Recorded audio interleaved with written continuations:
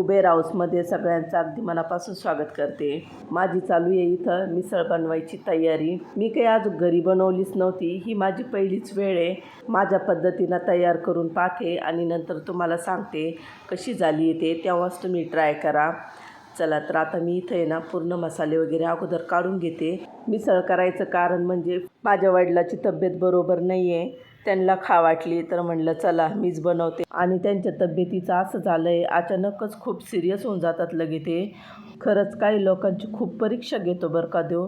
आणि या कलियुगात असं झालं आहे, जे पापी आहे ना तेच सुखी आहे।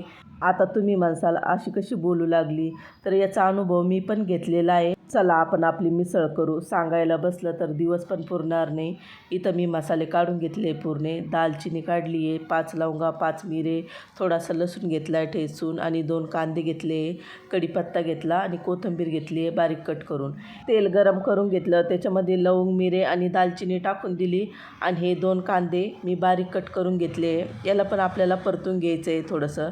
ही मिसळ आहे ना आपण फक्त रेडीमेड मसाल्यापासून पण तयार करू शकतो, पण मी इथं वाटत तयार करून बघते कशी लागती ते।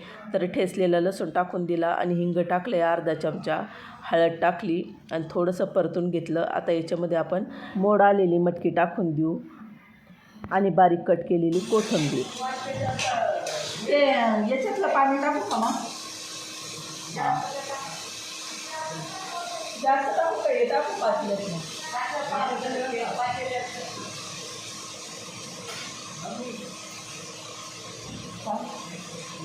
हां, 2 ग्लास पाणी टाकलं, चवीनुसार मीठ टाकून देऊ आणि झाकण लावून शिजून घेऊया।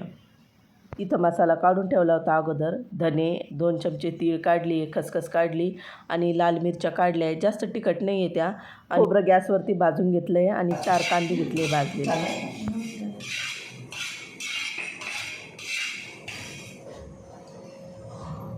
ऑइल नहीं डालने का, ऑइल नहीं। मी पण मसाल्याला जास्त ऑइल वापरतच नाही, हां।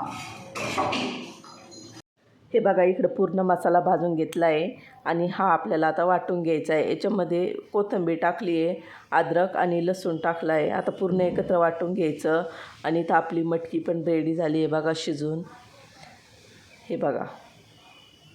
चला आता आपण फोडणी देऊ। तर सगळ्यात अगोदर कढईमध्ये तेल टाकलं आहे आणि नंतर 1 चमचा जिरे टाकले त्याच्यामध्ये आणि हे वाटण तयार करून घेतलेलं चांगलं असं आपल्याला तेलामध्ये परतून घ्यायचं आहे आणि एकसारखं हलवत राहायचं, जेणेकरून खाली लागायला नको।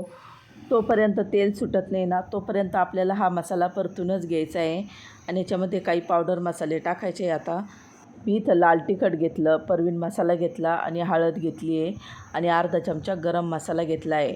आणि हे तिखट आहे ना तर जास्त नाही आहे, ते फक्त तर्रीचं तिखट आहे।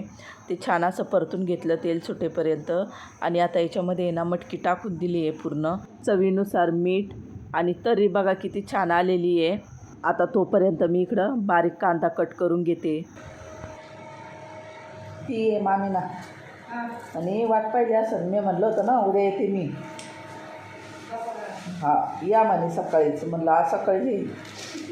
इथं 2च कांदे कट केले मी एकदम बारीक आणि लागले तर अजून नंतर कट करीन।